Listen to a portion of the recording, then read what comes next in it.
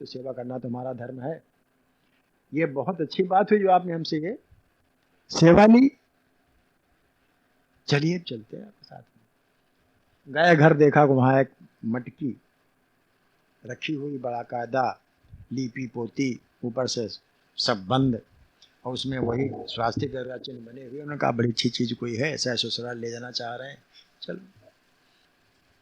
सिर पर रख लिया और चले पीछे पीछे। आगे आगे वो सिर पर रखे चले जा रहे हैं, पीछे से वो चले जा रहे हैं। जब बीच बाजार में पहुंचे तो उन्होंने पता नहीं क्या सूझी, हाथ में जो छड़ी थी उठा कर उन्होंने मटकी पे जोर से दे मारी। नतीजा हुआ मटकी गई फूट, और तमाम कीचड़ और मल मूत्र सब उसके अंदर जो भरा हुआ था वो सब उनके ऊपर गिर गया। व्यापारी महोदय के ऊपर जो बहुत बड़े अपने को जी। अब तमाम बीच बाजार के केस हल्ला हो गया, सब हंसने लगे एक तरफ से, ये देखो सब हंसने लगे, वो भी हंसने लगा जिसने मारा था। तो अब जिसके ऊपर गिरा था वो भी जोर जोर हंसने लगा, वो भी हंसने लगा। तो बोला पहला व्यापारी जिसने मारा था कि तू क्यों हंस रहा है मूर्ख, तेरे ऊपर सभी गिर पड़ा, तू क्यों हंस रहा है? कह लगे हम भगवान के दया के ऊपर हंस रहे हैं और आपकी कृपा के ऊपर हंस रहे हैं। हम भगवान की दया और आपकी कृपा के ऊपर हंस रहे हैं कि आपने कृपा करके हमारी परीक्षा ली। हमको न कोई क्रोध हुआ, न कोई ईर्ष्या हुई, हमको न कोई क्रोध हुआ और न कोई ईर्ष्या हुई। आप तो हमारे गुरु हुए, तो हम तो इसीलिए हंस रहे हैं। आपने हमारा बड़ा उपकार किया कि आपने हमारे को ये तो जो हमको जो शिक्षा मिली उसका प्रैक्टिकल करके आपने हमको दिखा दिया, तो इसलिए हम हंस रहे हैं। नहीं समझा? हमको जो शिक्षा मिली थी उसका प्रैक्टिकली आपने हमको अनुभव करके दिखा दिया, तो आप तो हमारे उपकार आपने हमारे ऊपर किया, इसलिए हम आपको पर हंस रहे। हम भी हंस रहे हैं कि बड़ा अच्छा हुआ, ना क्रोध ना ऐसा कुछ नहीं हुआ। तब उसकी समझ में आया, पहले वाले व्यापारी की समझ में आया कि ये तो भाई वाकया जो है या सत्य में जो है इसका क्रोध और ईर्ष्या द्वेष इसके अंदर से निकल गया है। तो वो तुरंत जो है उसका अमर्ष, उसका जो गुस्सा था, उसकी जो ईर्ष्या थी उसके प्रति, वो तुरंत निकल गई और तुरंत उन्होंने उसके पैरों में गिर पड़ा कि हम क्षमा चाहते हैं, हमने आपका बड़ा अपकार किया। और हमें तो ऐसा लगता है कि हमको इस कृत्य के लिए अब नरक भोगना पड़ेगा। उस ज्ञान हो गया तुरंत। जैसा कि आमतौर से होता है, एक गाल पकड़ थप्पड़ मारो और दूसरा गाल कर दो। एक गाल पकड़ थप्पड़ कोई मारता है और उसके सामने दूसरा गाल कर दो, तो अगर इंसान है,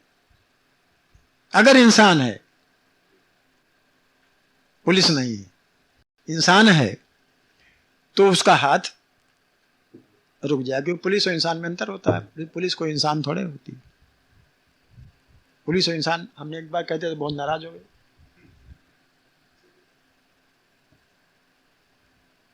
तो अगर इंसान है तो दूसरा थप्पड़ नहीं पड़ेगा, उसको तुरंत हो जाएगा कि हाँ ये हमने ऐसा काम न करना चाहिए था। तो उस व्यापारी को भी हाल हुआ, उसने सोचा हमें ऐसा न करना चाहिए, हमें इसका लगता है हमें इस कृत्य के लिए नरक भोगना पड़ेगा। तो उसने कह दिया साफ कि हमें क्षमा करिए, हमने बड़ा काम किया है और हमें इसका नरक भोगना पड़ेगा। उसने तुरंत उत्तर दिया कि भाई देखो, नरक तो तब भोगना पड़ता जब हमें इसका हमारे कोई भाव खराब होते, हमने आपको, हमारे अंदर अमर्ष या गुस्सा जाहिर होता, या हमारा कोई अपकार हुआ होता, हमारे अंदर कोई बुरे भाव आप पर जागृत होते, तब तो आपको नरक मिलता। हमें कुछ हुआ ही नहीं। हमें तो और अच्छा लगा कि आपने हमारी परीक्षा लेकर के हमें गुरु ऋण से उड़न किया आपने, तो आपको नरक कैसे मिलेगी? आपको नरक कैसे मिलेगी? आपको तो स्वर्ग मिलेगा, बल्कि क्योंकि आपने गुरु का काम किया, आपने परोपकार काम किया, हमारे ऊपर उपकार किया। हमारे अंदर कोई भावना आपके पास विद्रोह वाली नहीं है, कैसे आपको नरक मिलेगा? भावना की बात आप समझ रहे हैं? भाव मतलब उससे कई बातें हम आपसे कहना चाह रहे हैं। भाव प्रधान होते हैं कभी कभी। आप कोई भी कार्य आप कर रहे हैं सांसारिक, तमाम लोग उसमें अड़चन डालते हैं, उसके अंदर कोई भाव नहीं होता, बल्कि दूसरे लोगों के अंदर एक कुभाव पैदा हो जाता है कि पता नहीं किस स्वार्थ के लिए आदमी ऐसा कर रहा है। तो उससे क्या होता है कि जो कर रहा होता है उसका तो कुछ बिगड़ता नहीं, अगर वो सच्चे भाव से कर रहा है, और बिगड़ता उसका है जिसके अंदर। अब इसको ही निष्काम कर्म कहते हैं, इसको ही निष्काम कर्म कहते हैं। सेवा भाव बिना किसी कामना के, चलो भावना प्रधान होती है। कोई भी आप कृत्य करते हैं उसके अंदर भाव प्रधान होता है, और भावना ही जब गड़बड़ होती है तब उसके फिर उसका फल भी वैसे ही होता है। एक और दृष्टांत दे दें, क्षमा सहित देते हैं। क्षमा इसलिए मांग लेते हैं, कभी कभी लोग अन्यथा ले लेते हैं, कहते हैं हम कुछ हैं, अन्यथा ले लेते हैं। तो इसलिए हम क्षमा पहले मांग लेते कि अन्यथा न लीजिएगा जो हम कहने जा रहे हैं। एक पंडित जी थे, संत थे, बड़े अच्छे थे संत। तो वो रामायण, श्रीमद् भागवत इत्यादि कहा करते थे। जहां कहीं भी जाते थे सामूहिक रूप से श्रीमद् भागवत, क्या एक हफ्ते होता, कहते एक दिन का हफ्ता होता है, हफ्ता होता शायद, हाँ, कोई 15 दिन का, कोई महीना भर का, कोई हफ्ते भर का, ये कहा करते थे और लोग चाव से सुना करते थे। एक जगह एक वो संत जी कथा कहने गए, कथा वही भागवत, 15 दिन की भागवत थी। 15 दिन उन्होंने बहुत ही भावपूर्वक, श्रद्धापूर्वक, मन लगा करके लोगों को श्रीमद् भागवत का श्रवण कराया, और स्वयं भावुक थे, कथा बांचा करते थे। कभी वो अपने कथा में बातें, भगवान कथा में सब रस होते हैं। भगवान, एक बात याद रखिए, भगवान कथा में सब रस होते हैं, 9 रस होते हैं। तो कभी अगर कोई हास्य रस का आया तो हंसते भी थे, कभी करुण रस का आया तो रोते भी थे, कभी भाव विवल, कौन संत जी जो कथा कहते थे, भाव विवल भी हो जाते थे।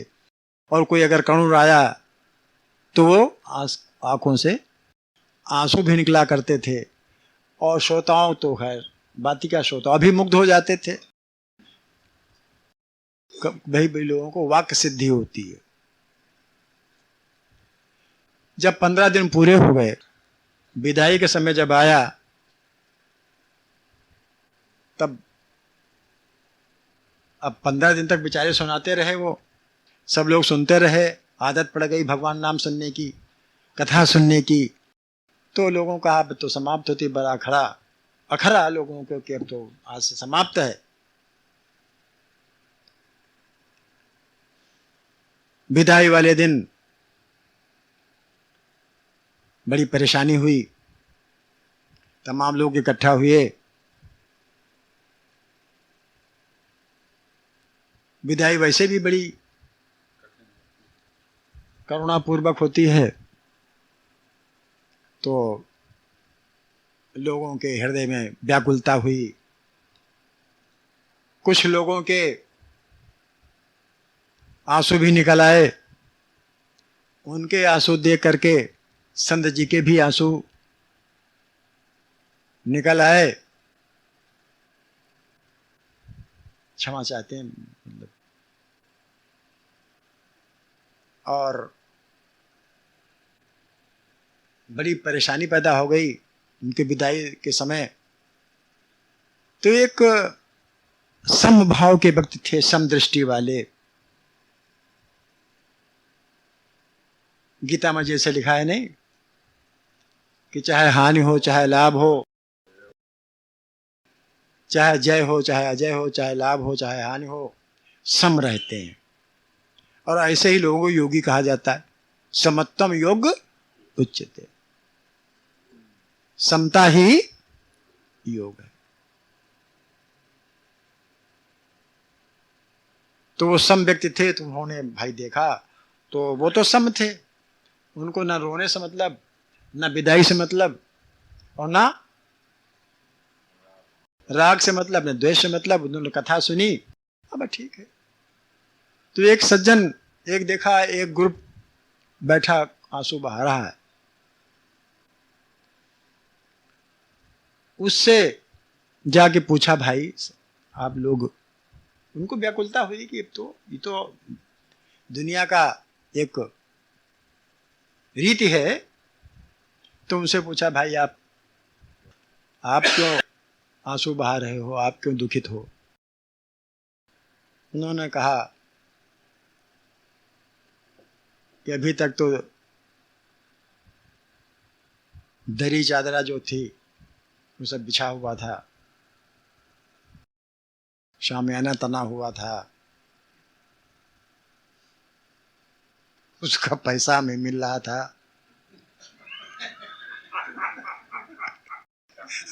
अभी ये कल से गायब।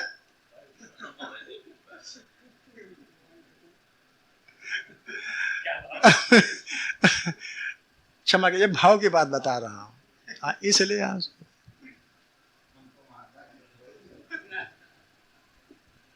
एक जगह कुछ लोग और इकट्ठा थे, एक जगह कुछ लोग और इकट्ठा थे। उनसे उस व्यक्ति ने पूछा जाकर, भाई आप काहे को परेशान हो, आप बड़े भावुक मालूम होते हो। कहने लगे, हाँ परेशानी बहुत ज्यादा है, हम लोग संयोजक हैं। अब एक ऐसे सब उखड़ जाएगा हाँ मामला। अभी तक जितना चढ़ाव आता था उसमें हिस्सा लगता था, कुछ तो अपना कथावाचक जी लेते थे और कुछ हम लोग।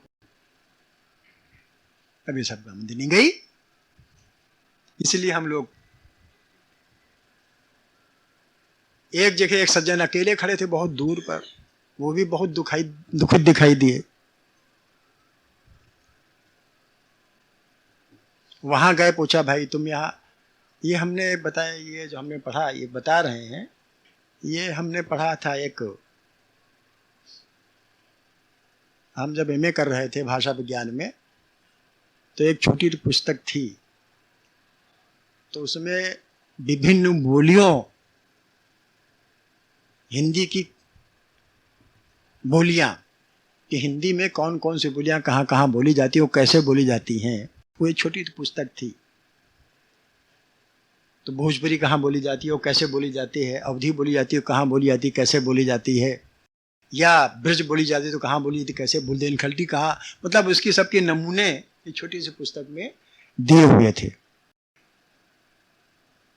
तो उसमें कुछ ऐसी किस्म की बात थी, तो जो अब बताने जा रहे हैं वो इसमें था।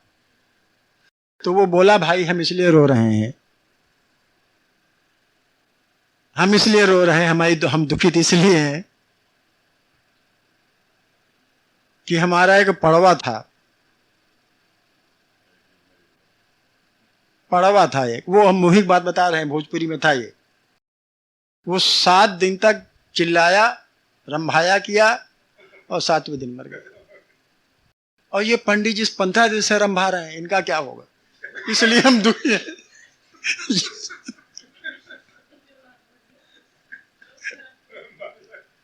ये उसमें लिखा था, अभी कोई किताब मिल जाए उसमें देखिए।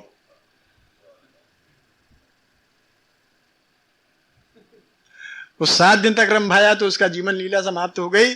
अब ये बेचारे संत जी 15 दिन से लगातार रंभा रहे हैं, इनका क्या होगा? इसलिए हम दुखी, इसलिए हमारे आंसू निकल रहे हैं। अब पंडित जी भी आंसू बहा रहे थे, कथावाचक भी। अब वो क्यों बहा रहे तो आप लोग जानिए, उसको हम नहीं कहेंगे।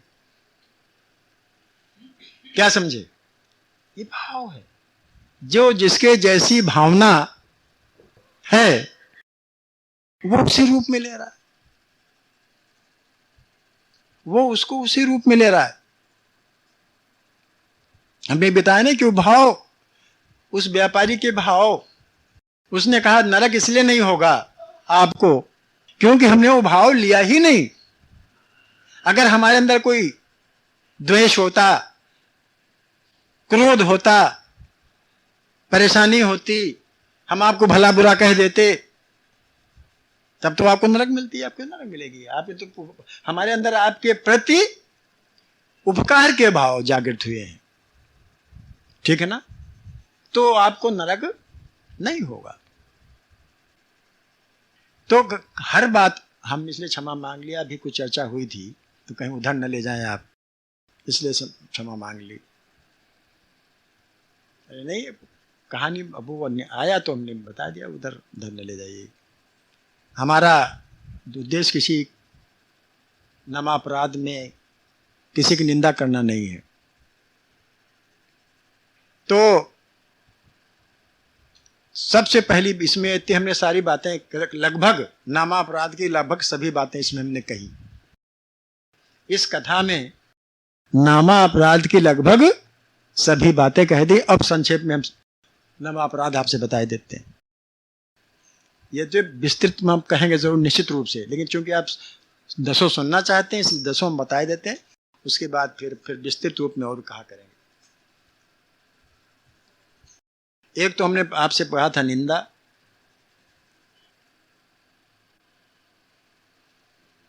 है? हाँ, निंदा न करनी चाहिए। जब कभी हम नाम जप करते हैं तो निंदा से दूर रहना चाहिए। विस्तृत रूप में बताया था हमने आपसे। दूसरी बताई थी रुचि, जिससे अरुचि हो, जिसमें रुचि नहीं है नाम जपने की, तो नाम बगैर रुचि के जो नाम लिया जाता है वो नामापराध होता है, नाम का अपमान। वो भी हमने विस्तृत रूप से आपसे कही थी। तीसरी एक बात और है, भेद। भेद, नामों में भेद न सुनना चाहिए कभी। नामों में भेद की भावना रखनी चाहिए। जैसे भगवान शंकर का नाम है, राम का नाम है, ये सब एक ही हैं। ये ना समझना चाहिए शिव अलग हैं और राम अलग है। कोई राम नाम जपता है, कोई ओम नमः शिवाय जपता है, उदाहरण के लिए बता रहे हैं। तो ये ना समझना चाहिए जब भी कोई जाप करे कि फलाने शिव में तो हम शिव को कोई हमें मतलब नहीं, हमें तो राम से मतलब है। और शिव वाले कहते हैं कि हमें राम से कोई मतलब नहीं, वो नाम में कुछ नहीं रखा है, हम तो शिव जाप करते हैं। इस प्रकार का नाम में कोई भेद न रखना चाहिए, जबकि उनमें कोई भेद नहीं। जबकि राम और शिव में कोई भेद नहीं है। तो कोई शैव संप्रदाय का है, कोई वैष्णव संप्रदाय का। ये देखिए हम आप, कोई शैव संप्रदाय लिए घूम रहा है, कोई वैष्णव संप्रदाय लिए घूम रहा है, और आपस में द्वेष रखते हैं। अभी हमने किसी पत्रिका में पढ़ा था, वो चूंकि वो कोई एक वैसा संगठन था कहीं, वो शैव संप्रदाय के थे बेचारे। अभी भी हमने किसी हाल पत्रिका में पढ़ा है, वो बहुत ही अच्छा काम कर रहे थे, सामाजिक कार्य कर रहे थे। और दूसरे थे राम वैष्णव संप्रदाय वाले, उन्होंने कहा ये तो यार अच्छा हमारे लिए जा रहा है, हमारे तो किरकिरी हो रही है, ये समाज सेवा करके अपना हाथ बढ़ा दे जाए तो, लेकिन ये शैव संपत्ति वो उन्होंने आक्रमण कर दिया, बल्कि झूठी सांची लगाकर उनका आश्रम ही बंद करवा दिया। अब बताइए, जो अच्छा काम कर रहा है वो इसलिए आश्रम बंद करवा दिया क्योंकि वो भेद मानते हैं राम और शिव में। और तारीफ की बात यह है कि शंकर भगवान अगर आप सूक्ष्म रूप से देखें तो किस रंग के हैं? शंकर भगवान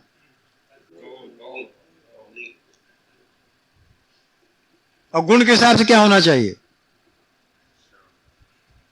विष्णु भगवान किस वर्ण के हैं और गुण रूप से कैसा होना चाहिए? क्यों ऐसा है? इसलिए ऐसा है क्योंकि राम के मन में हमेशा शिव वर्तमान है और शिव के मन में राम वर्तमान है।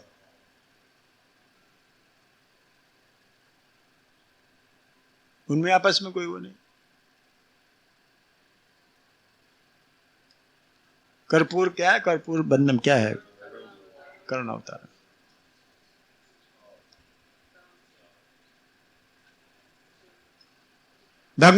भगवान शंकर रामचंद्र के धनुष है उसका तिलक लगाते हैं। धनुष का उनके जो शैव संप्रदाय वाले देखिए उनका धनुषाकार तिलक होता है लगाते। और राम संप्रदाय वैष्णव संप्रदाय वाले त्रिशूल तिलक लगाते। रामचंद्र जी हमेशा वो त्रिशूल के तिलक उनके लगा, हमेशा आप देखिएगा, वो नहीं भेद मान।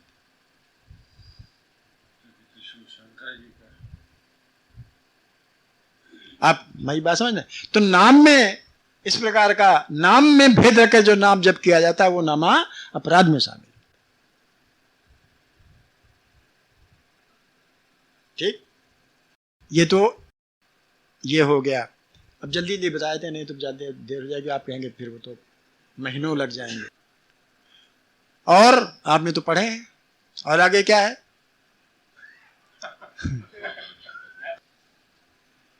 वेद की निंदा न करनी चाहिए। वेद, शास्त्र और गुरु, तीन अपराध ये हैं। हाँ, तीन अपराध हैं ये। हाँ, तीन अलग अलग है। लोग सोचते हैं ना कि अरे तो हम तो नाम जप रहे हैं, वेदों से क्या लेना देना? भाई हम नाम जप कर रहे हैं तो नाम जप में इतनी ताकत है तो वेद से क्या लेना देना? वेद जो लिखा हमसे लेना देना? तो ऐसा ना समझना चाहिए। अगर आप वेदों की हीनता से देखते हैं या वेदों में अविश्वास करते हैं या वैदिक संप्रदाय में विश्वास करते हैं और फिर जपते हैं राम का नाम या किसी का भी नाम, ना कोई नाम हो, तो वो एक नामा अपराध में। अब इसकी डिटेल में कभी बताएंगे आप क्या, ऐसा क्यों, विस्तार से इस पर चर्चा करेंगे। यही बात शास्त्र की है। शास्त्र की यही बात है कि कोई भी शास्त्र हो, किसी किस्म का भी कहीं कोई भी शास्त्र हो, वो हमेशा मानव के कल्याण के लिए ही लिखे गए हैं शास्त्र। अब आपने छेड़ दिया तो हम उसके भी बता देते हैं आपको बात।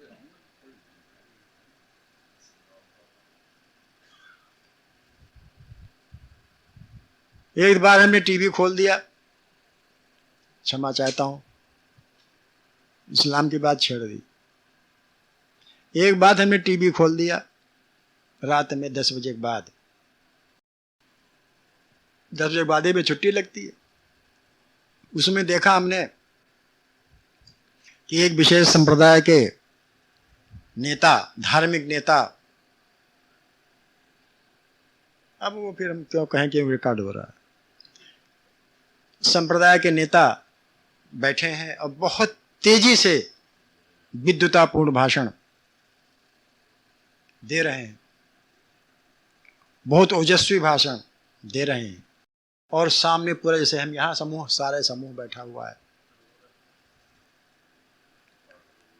तो थोड़ी थोड़ी देर में जब कभी ओजस्वी भाषण हो जाता था तो बहुत लोग अपने आंसू पोंछने लगते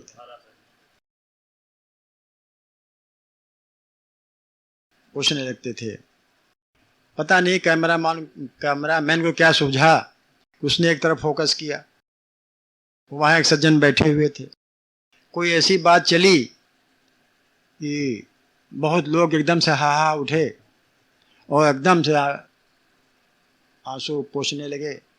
तो जिस पर फोकस था उसने इधर उधर देखा, उधर देखा रो रहे हैं, तो उसने जल्दी से जल्दी सबना रुमाल निकाला, वो भी उसने जल्दी से, क्या समझे आप? वो न रोना चाहता हो, भावना की बात है। तो इधर उधर जब देखा कि ये तो बड़ा गड़बड़ हो रहा है, लोग सोचेंगे ये नहीं रो रहा है, जल्दी से उसने पॉकेट से फोकस उसने किया, कैमरामैन ने, वो जल्दी से रुमाल निकाला और जल्दी से पहुंच लिया। भाव तुम भूल गए थे, आपने याद दिला दिया। और जो सज्जन बोल रहे थे, अब पता नहीं बार बार वो पसीना पोंछ रहे थे तो आंसू पोंछ रहे थे, पता नहीं चलता है। बहरहाल वो भी बार बार रुमाल दे करके चश्मा उतार के पोंछ रहे थे। तो ये हम नहीं समझ पाए कि वो गर्मी में पसीना पोंछ रहे हैं कि आंसू पोंछ रहे हैं।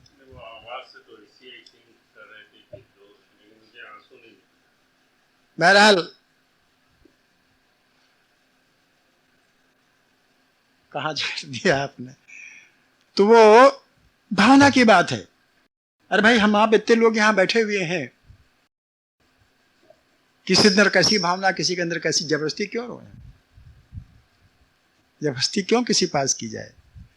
तो क्या हम कह रहे थे, कहाँ से हाँ, शास्त्र, इस्लाम जो कहता है वो कोई बुरी बात नहीं कहता। धर्म संसार में एक ही है, इसीलिए हमारे यहां धर्म की परिभाषा नहीं की गई। हमारे शास्त्र में, हमारे कल्चर में, हमारी संस्कृति में धर्म की कोई परिभाषा नहीं की। धर्म के लक्षण गिना दिए गए, धृतश्चमा दमोस्तयम शौचम इंद्रिय निग्रह धीर विद्या सत्यम क्रोधो दशकम 10 धर्म लक्षण। ये धर्म के 10 लक्षण हैं। इनको जो मानता है वो धार्मिक, चाहे वो इस्लाम धर्म हो, चाहे वो ईसाई धर्म हो, चाहे जो धर्म। हमारे यहाँ बड़ी मुश्किल अंग्रेजों ने कर दी कि हिंदू मुस्लिम सिख ईसाई आपस में सब सिख कौन है, कोई अलग कोई जात तो है नहीं, सिख हिंदू ही है, लेकिन उन्होंने अलग कर दिया, हिंदू मुस्लिम सिख ईसाई। इस्लाम धर्म अपने में वो भी चोरी करना नहीं सिखाता, वो भी झूठ बोलना नहीं सिखाता, वो भी अच्छा कहता है भाई शुद्ध रहो, ईमान से रहो,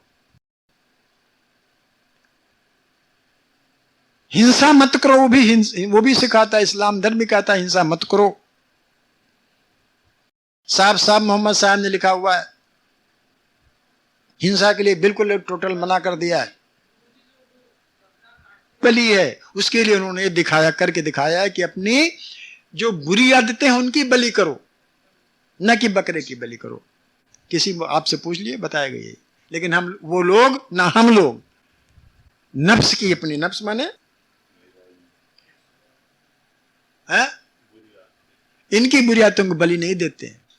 हजारों बकरे कट जाते हैं। हमारे यहां भी देवी देवता के नाम पर हजारों भैंसे और बकरे कट जाते हैं। कहते हो मां, काटते हो उनके संतान को। कितनी विलक्षण बात है। कहते हैं मां, सबकी मां कौन? काली मां, मां कहते हो, उन्हीं के संतान को उन्हीं के सामने काटते।